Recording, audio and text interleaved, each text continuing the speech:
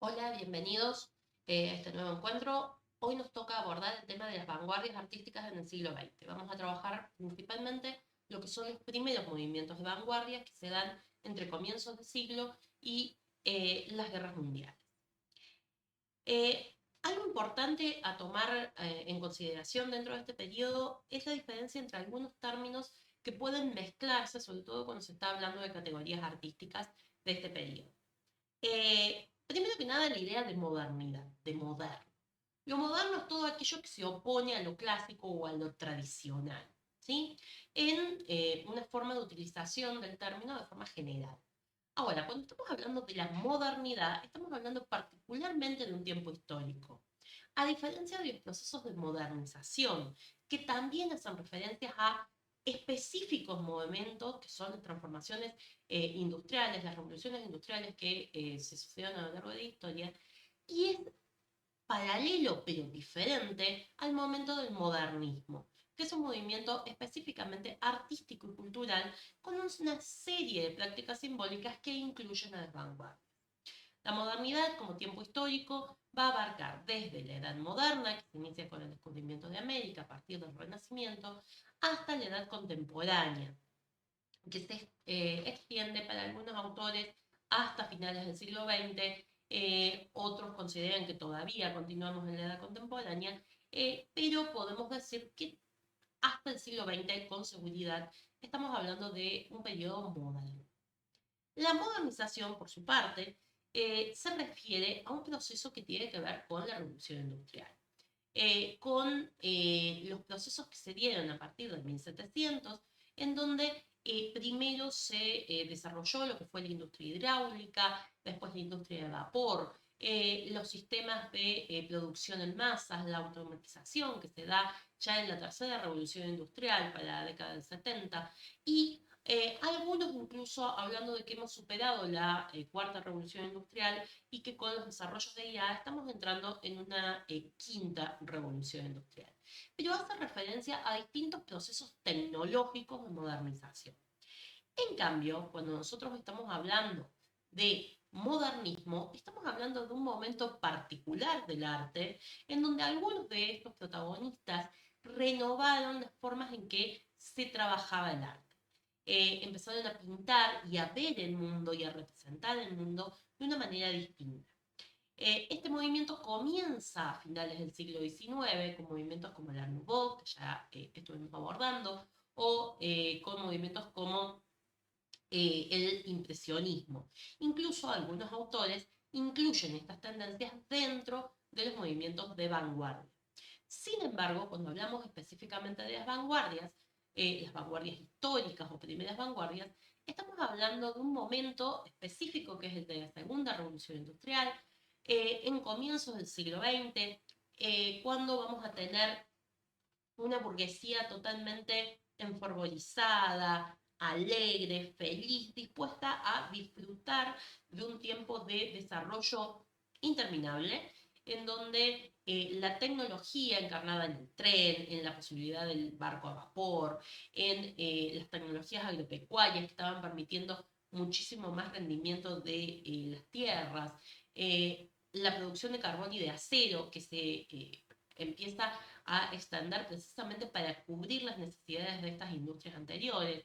El motor de explosión que sobre finales del 19 y comienzos del 20 va a dar lugar al surgimiento de los autos. La electricidad que se va a generalizar durante este comienzo del siglo y los desarrollos en la química y en la medicina van a ser un contexto de bienestar, de optimismo, de aparente desarrollo imposible de detener. Obviamente que estamos hablando de las clases altas, no todas las clases vivían así.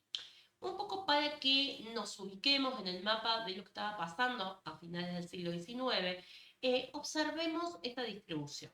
Veamos en rosa todas las tierras que correspondían al Imperio Británico en ese momento.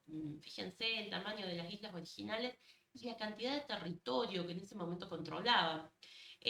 Todo lo que correspondía a Francia, que tenía gran parte del África central, ¿sí? América había logrado su independencia en el siglo XIX, en distintos sectores durante el siglo XIX, y eso había hecho que los territorios españoles fueran mucho menores, pero todavía se conservaban algunos territorios de ultramar.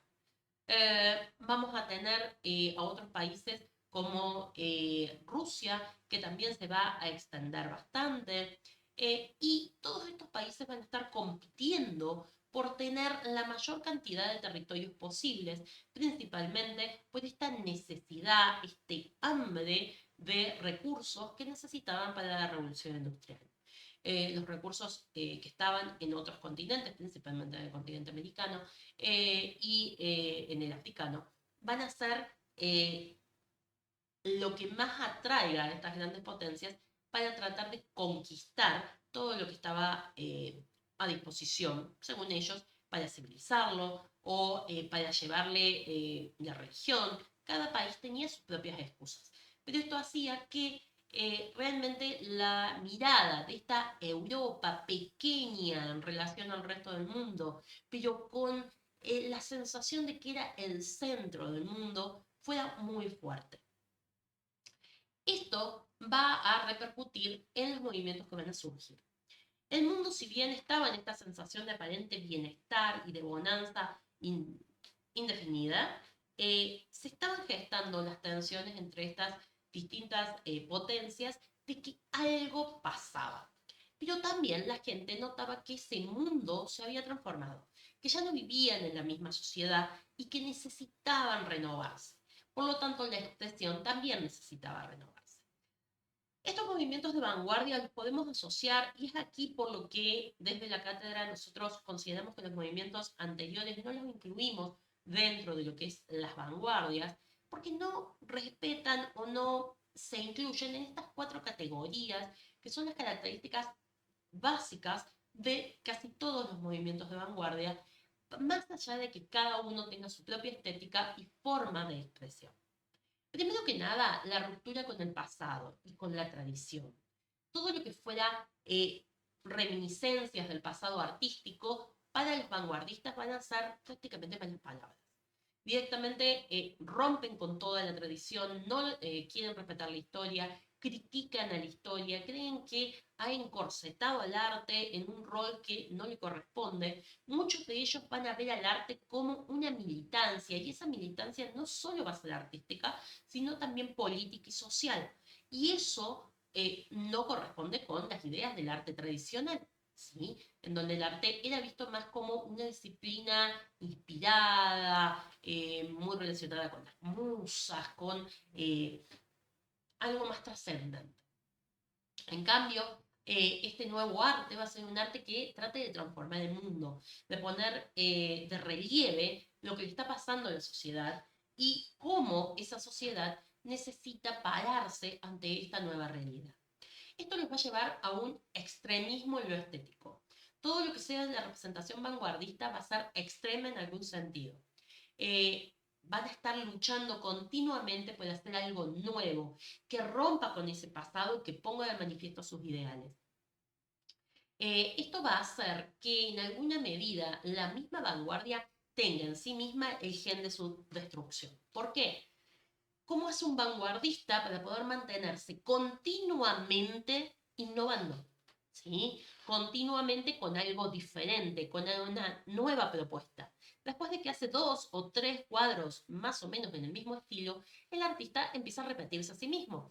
Entonces se consideraba que era necesario una renovación. Por eso vamos a ver que muchos de estos artistas van a pasar de movimiento en movimiento e incluso van a ir transformándose en su propia forma de trabajo. Un ejemplo bastante conocido es el de Picasso, en donde tenemos distintos periodos de producción de Picasso, cada uno con un nombre diferente y que hace referencia a esas características específicas que va a tener el artista en cada periodo. Finalmente tenemos como última característica una actividad programática. La mayoría de los movimientos de vanguardia establecían generalmente a través de un manifiesto, manifiestos que les hemos dejado dentro del material que les hemos compartido en el aula, en donde establecían cómo iba a ser una pintura futurista o una pintura cubista, cómo tenían que comportarse, cómo tenían que pintar, qué características tenían que tener. Estas tres características son las únicas que podemos señalar como comunes a todos los movimientos de vanguardia. A partir de eso, cada movimiento de vanguardia va a tener sus propias características, tanto en lo estético como en las formas de expresión y de presentación. Dentro del material que les hemos dejado, les sugiero revisar este pequeño video en el cual ustedes van a poder ver de manera resumida unas características generales de los movimientos de vanguardia. Cuando hablamos de los movimientos de vanguardia, la palabra vanguardia surge principalmente de las formas militares, ¿sí? Es el ejército que va adelante, que pone el cuerpo de alguna forma para la primera batalla. Y se establece dentro del arte como una manera de decir, bueno, nosotros rompemos con todas las formas establecidas hasta este momento. Se toma como fecha de nacimiento de las vanguardias o como grito de guerra de las vanguardias 1905, cuando surgen los primeros cuadros que se consideran de este tipo. Pero los artistas ya venían trabajando desde antes, artistas como Van Gogh, por ejemplo, se los puede considerar que ya eran precursores de todo este movimiento. En su mayoría, en este primer momento de las vanguardias, van a ser movimientos que van a nacer en Europa, si bien se van a expandir a otros países, incluyendo la Argentina. Aquí vamos a tener como dos grandes movimientos que los van a incluir, que son el movimiento de Boedo y el movimiento de París, en donde muchos de los artistas, principalmente del movimiento de París, van a ser educados en París y desde allá van a traer esas nuevas tendencias en las formas en que se pintan en esta región. Va a tener un fuerte desarrollo antes de la Guerra Mundial y posterior a la Primera Guerra. En los años 20 va a ser cuando vamos a ver llegado a su madurez a todos estos movimientos, ¿sí?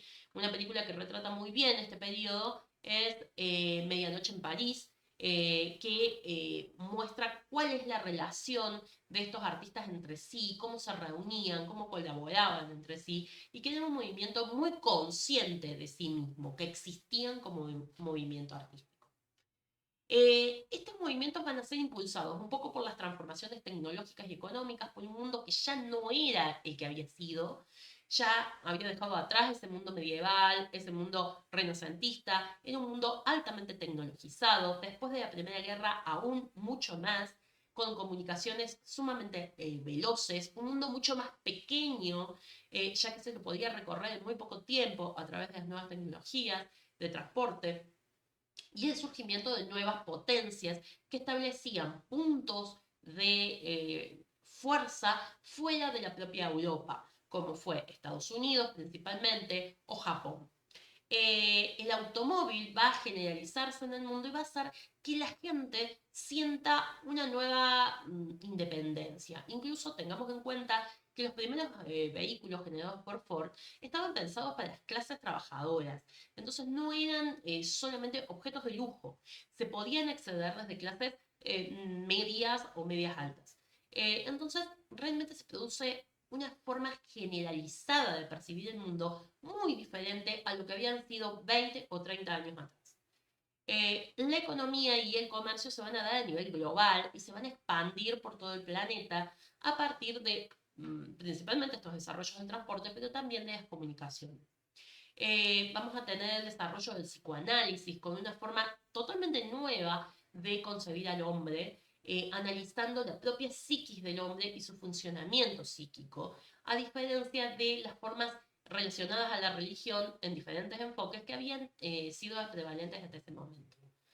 Después de la de la Primera Guerra Mundial, de la Guerra del 14, se van a poner en cuestión todo lo que han sido los valores tradicionales de esta sociedad burguesa y se va a decir, bueno, en esta nueva sociedad, ¿cuáles son los valores que vamos a estar defendiendo?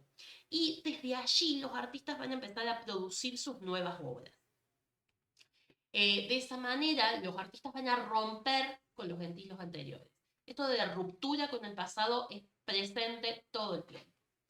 Acá tenemos una lista de algunas, las que vamos a abordar nosotros, de las que se llaman primeras vanguardias.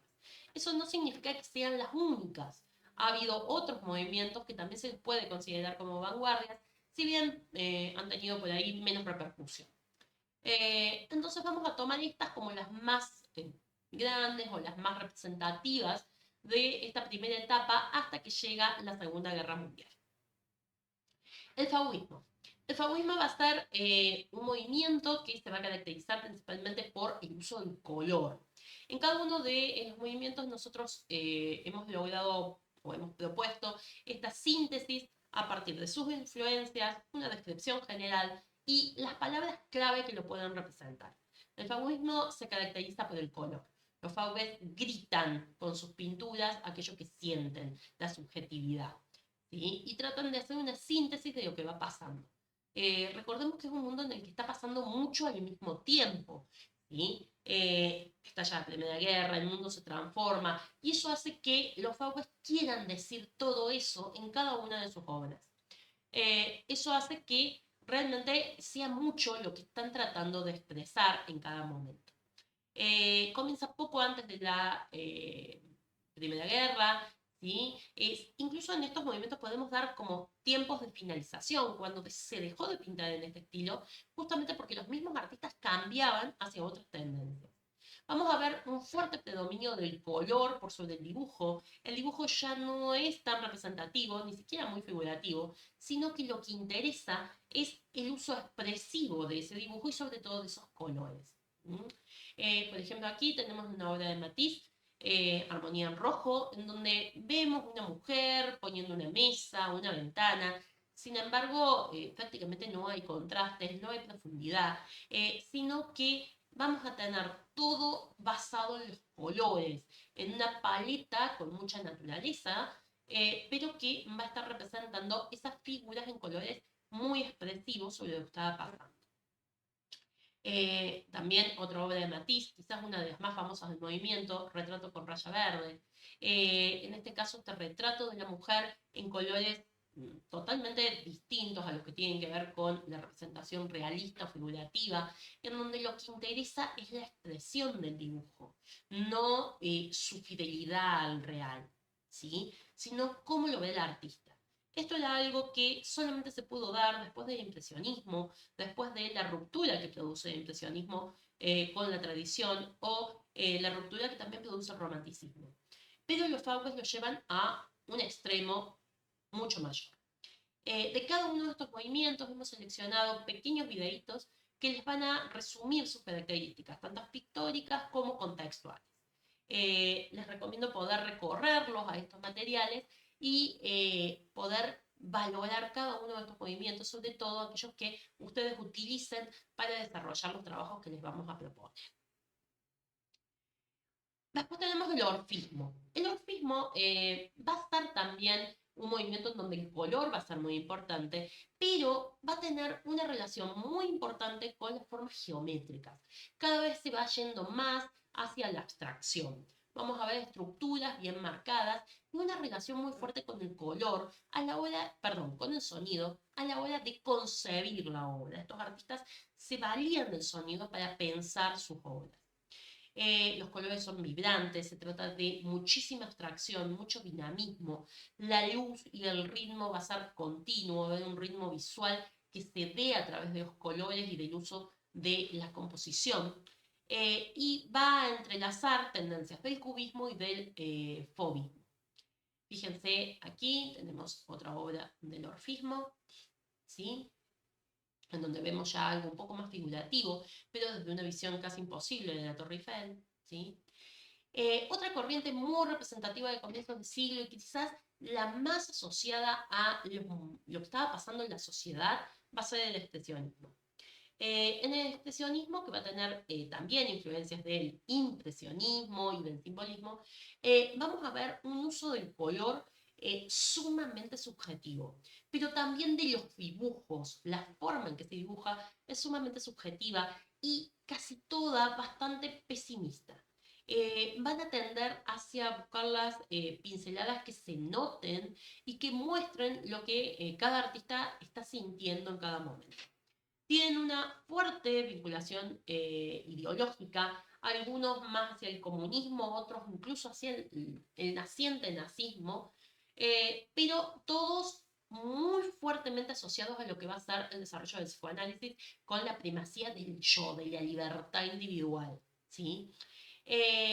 Algunos de sus precursores, vamos a tener a Munch, a Ensor o a Nolde, van a tener esta expresión subjetiva como la esencia de sus representaciones.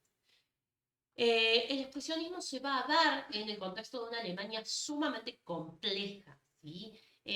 Alemania antes de la Primera Guerra Mundial era un imperio y cuando termine la Primera Guerra Mundial va a estar en una crisis económica absoluta. Y en medio de esa aguda crisis económica, de una decadencia también en lo moral, al menos eso consideraban muchos de ellos, en lo que se llamó la República de Weimar, estos artistas van a empezar a producir sus obras con colores violentos que representan mucho la soledad de este nuevo mundo, de un mundo muy tecnologizado en algunas de sus obras, o de un mundo muy separado de los valores tradicionales. Ese mundo de soledad va a tener como una de sus obras más características el grito, que es con lo que se ilustra este videito que les hemos dejado para poder ver también de forma muy breve las características específicas del expresionismo y poder ampliarlas. El grito es esta obra que nos muestra lo que se siente en una Alemania justo antes de la Primera Guerra Mundial, que ya se sentía esta desesperación, que ya se sentían los problemas sociales que van a dar como resultado tanto la Guerra Mundial como la Revolución Rusa en este contexto de surgimiento de los movimientos socialistas.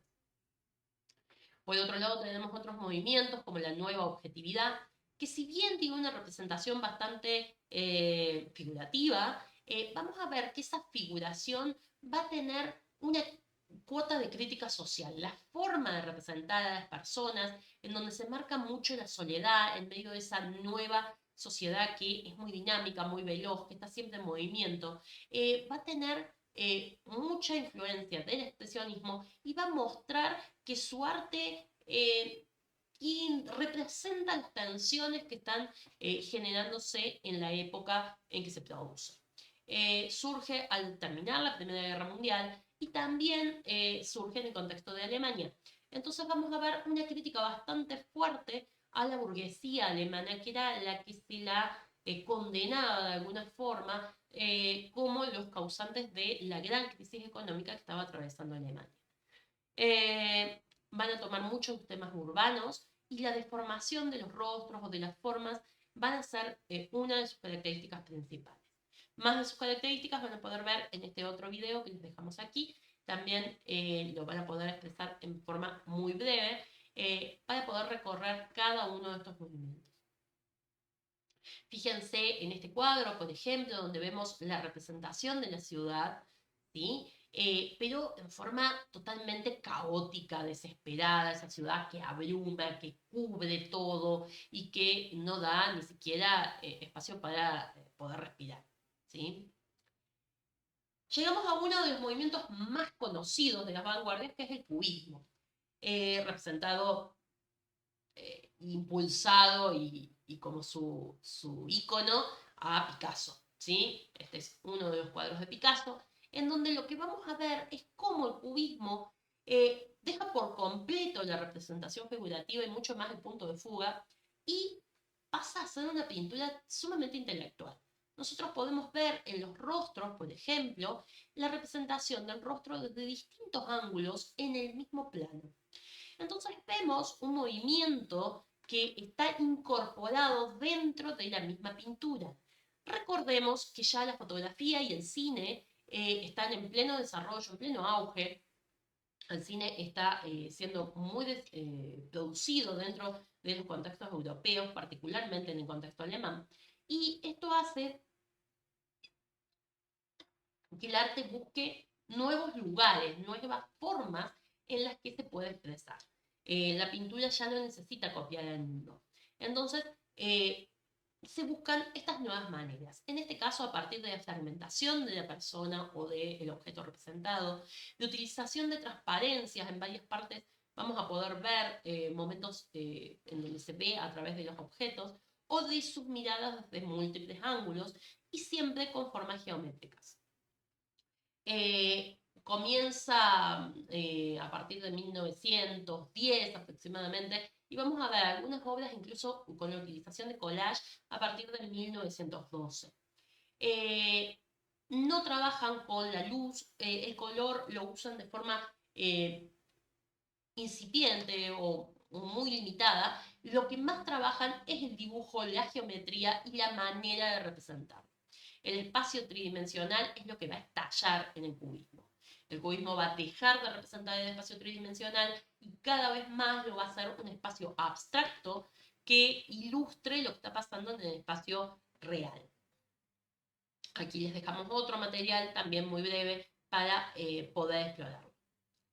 Dentro del futurismo, otra de las grandes tendencias o de las características de los ismos de las primeras vanguardias, vamos a tener un amor por la tecnología. Recordemos que estamos en plena revolución tecnológica. Y en este contexto, la tecnología realmente lo fascina. La máquina va a ser lo que ellos quieren representar. Y el cine también va a influir bastante en ellos, en esta representación del movimiento. En un mismo cuadro, como en este caso, se representan distintos momentos de un solo movimiento, como de este ataque de caballería en este caso, y va a tener una gran dinámica, con muchísimas líneas de tensión, con uso de representaciones casi mecánicas y con una gran tendencia a lo ideológico. El futurismo fue un movimiento muy asociado a lo político y va a estar de la mano de Marinetti y va a terminar con la Primera Guerra Mundial porque casi todos ellos, amantes de la tecnología, fueron a la Primera Guerra Mundial alabando las máquinas que estaban en esa guerra y ninguno volvió. Fallecieron en estas guerras. Lo cual hizo que realmente el futurismo fuera un movimiento bastante efímero. Va a ser una fuerte exaltación de todo lo nuevo, lo joven, y sus valores son precisamente los valores de esta sociedad que se está desarrollando con la tecnología, la velocidad, el dinamismo, el cambio permanente.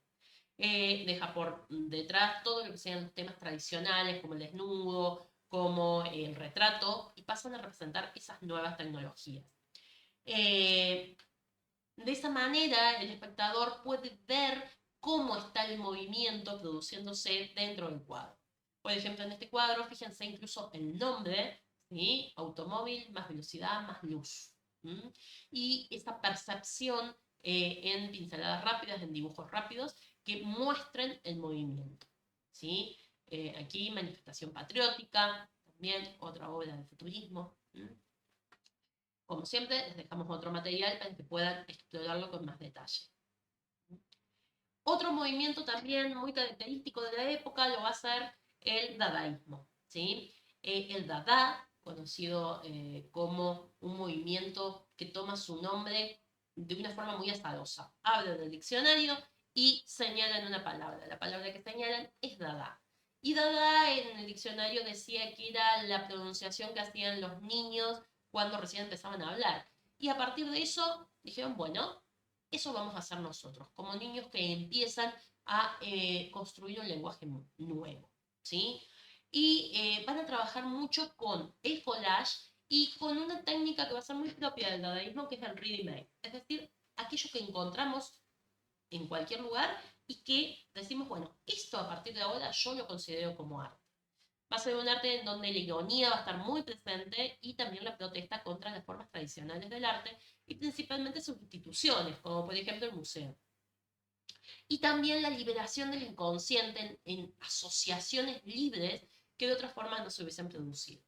Esta obra es quizás la más conocida del dadaísmo, que es La Fuente. ¿Sí? Sí, es un migitorio que fue colocado en medio de un museo, generando una tensión terrible para las personas que lo veían por primera vez. Entonces, eso va a generar una ruptura con el arte tradicional. A eso nos referimos con esto de la ironía. ¿Sí?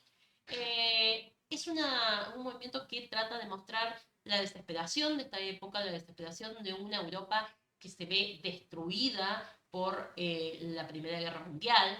De hecho, surge durante y a posteriori de la Primera Guerra. Y buscan el absurdo para poner de manifiesto también un poco el absurdo de la sociedad. Pero de alguna manera ellos lo que quieren es que los miren, que no pasan desapercibidos. Tratan de escandalizar al espectador y uno de sus referentes va a ser Duchamp.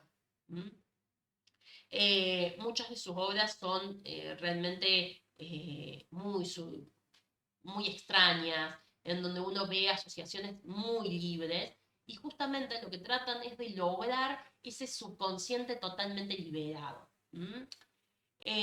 Nuevamente les dejamos otro material también muy breve para que lo puedan explorar. Y el dadaísmo de alguna forma va a dar pie o va a abrir la puerta para que llegue el surrealismo. El surrealismo es un movimiento que trata de representar la realidad por encima de la realidad percibida, ¿sí? Hay imágenes de diverso tipo, algunas muy figurativas como esta, pero de espacios imposibles, ¿sí? La imagen es muy detallada, con una técnica muy buena, pero siempre hay cosas que no funcionan, como en este caso una piedra volando sobre el mar y sobre ella un castillo. ¿Mm? Generan, están muy asociadas al psicoanálisis y al sueño. Va a producir también mucho material teórico del surrealismo y va a tratar de profundizar y de darle un contexto mucho más sólido a las producciones del mismo Dada. Tratan de plasmar los sueños del inconsciente en las obras que van haciendo. Algunas de las características que tenían sus obras, que había diversas, ¿no? Máquinas fantásticas, imposibles, fragmentos, una oreja, por ejemplo, muy característico de Dalí, o una nariz separada del cuerpo, metamorfosis, procesos de metamorfosis, monstruos oníricos que surgían, mucho erotismo, mucho caos. ¿Sí? Dalí, si bien es uno de los más conocidos del surrealismo, fue de los últimos de este movimiento. ¿Sí?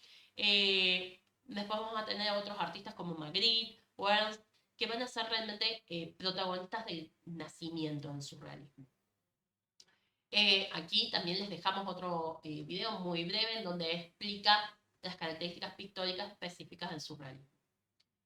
Otro movimiento, perdón, otro cuadro dentro del surrealismo muy conocido es La persistencia de la memoria, de Dalí, en donde vemos estas formas imposibles de los relojes derretidos, de esos espacios oníricos, en donde todo es posible de realizar. Dalí ha sido muy utilizado posteriormente para el arte contemporáneo, justamente por esta posibilidad de muchísima libertad que brindan sus representaciones. Otro movimiento que va a comenzar y que va a dar lugar a distintas corrientes dentro de las vanguardias va a ser la pintura abstracta. Una de sus grandes influencias va a ser Kandinsky, y lo que va a hacer es construir elementos visuales a través, algunos de las formas orgánicas, otros de las formas geométricas. Pero en general van a trabajar mucho con la ausencia de un contenido explícito, con las sensaciones, con las manchas, con la importancia de la pincelada, muchas veces de las formas o de los colores. Todas las vanguardias fueron tendiendo poco a poco hacia la abstracción, a perder las formas figurativas y tradicionales de esa representación. Y por eso es necesario encontrar nuevas maneras. De esa manera, ya la fotografía cubría plenamente la representación realista del mundo. Tratan de mostrar un nuevo rol para la pintura, para el arte en general. Y esas nuevas formas o esos nuevos roles van a tener que ver con, por un lado, corrientes como la abstracción geométrica y otros corrientes como la abstracción lírica, que de alguna manera se oponen una a la otra. Les he dejado este video en donde se hace un pequeño análisis muy corto sobre una de las pinturas de Kandinsky, que es de alguna forma el impulsor de los movimientos de abstracción. Dentro del dentro del neoplasticismo vamos a tener representaciones muy geométricas, ¿sí? En donde se va a caracterizar por la utilización de los colores, va a tratar de trabajar sobre colores planos, logrando equilibrio, armonía y una gran limpieza de las figuras. Se caracteriza principalmente por tratar de dar algún tipo de certidumbre y de orden a un mundo que está totalmente en caos. Va a surgir precisamente justo después de la Primera Guerra Mundial y por eso utiliza colores planos en formas muy organizadas para tratar de organizar una Europa que en ese momento estaba totalmente no solo devastada, sino que no lograba comprender lo que le había pasado. El neoplasticismo va a tratar de dar un orden a todo eso a partir de las producciones de sus distintas obras. Paralelamente vamos a tener el constructivismo. Y dentro del constructivismo vamos a tener principalmente el uso de líneas muy claras, de materiales industriales incluso incorporados dentro de la misma obra, o hasta la producción en masa, es decir, producciones en serie de distintas obras. La tecnología, el diseño va a tomar mucho del constructivismo, de hecho se va a extender dentro de lo que es el diseño de interiores y el diseño de muebles, y va a buscar un arte que de alguna forma represente esta nueva sociedad burguesa del periodo de entreguerras, una sociedad con mucho dinero, porque si bien hay gente en una situación económica terrible, va a haberla también que logre muy buenos réditos en esta entreguerras, y de alguna manera fueron los que impulsaron lo que hoy podríamos llamar diseño industrial, ¿sí? Van a diseñar muchos muebles, van a diseñar muchos objetos que les den estas formas limpias, con líneas geométricas, muy características de su época. Dentro de lo que es la pintura, Malevich va a ser uno de sus mayores representantes, o uno de los más conocidos al menos, y también van a trabajar mucho dentro de lo que es el diseño de las tipografías, otra característica de este movimiento, y de los afiches, los afiches publicitarios. Les hemos dejado otro video también muy breve que habla particularmente de este tema de la gráfica dentro del constructivismo, que creemos que les puede resultar de interés. Paralelamente, en el otro lado de la abstracción, vamos a tener la abstracción lírica, en donde las formas son totalmente orgánicas, donde se trata de mostrar el inconsciente a través de trazos sueltos, de gestos en la pintura, con una subjetividad absoluta en lo que se está representando. La abstracción lírica va a expresar los sentimientos a través del color y de las formas. Por lo tanto, cada artista lo va a hacer a su manera. Aquí va a seguir, por esta corriente va a seguir Kandinsky y Klee, y cada artista va a crear su propio universo simbólico, en donde hasta incluso le dan sus propios sentidos y referencias al uso del color o al uso de la forma. Muchos de ellos pudieron ser entrevistados ya en este momento, se encuentran algunos registros, y el video que les hemos dejado tiene algunos de estos pequeños registros en donde los propios autores cuentan cómo es su producción. Finalmente, la última corriente que vamos a tomar es la de la Bauhaus.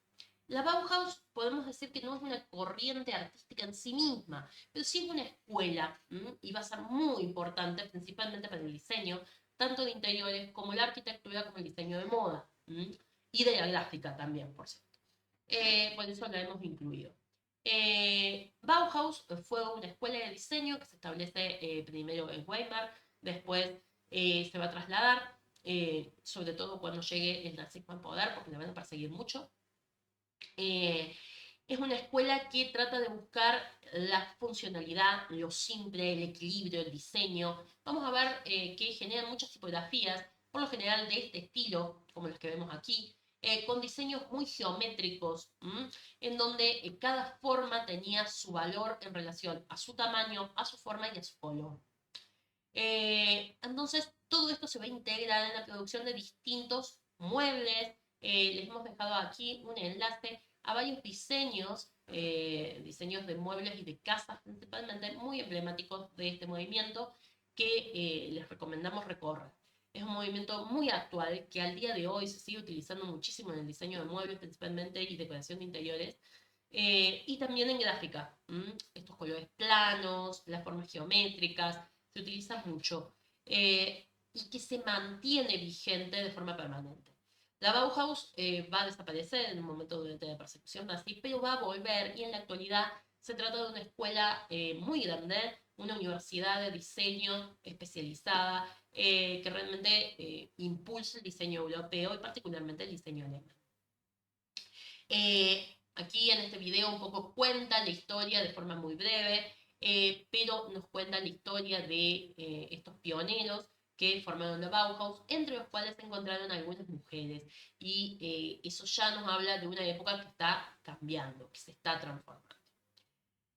Cuando lleguemos al final de este periodo entre guerras, va a estallar prácticamente todo. Y de alguna forma ese malestar que mostraban los artistas en esta angustia, en estos cuadros por lo general bastante tenebrosos, desesperados, tratando de buscar la expresión individual, se va a manifestar en lo que va a pasar en la sociedad. ¿Sí? La sociedad en el año 29 va a vivir el crack del 29 con la crisis de la bolsa de Wall Street y con eso va a entrar en un periodo de crisis económica absoluta, particularmente Alemania.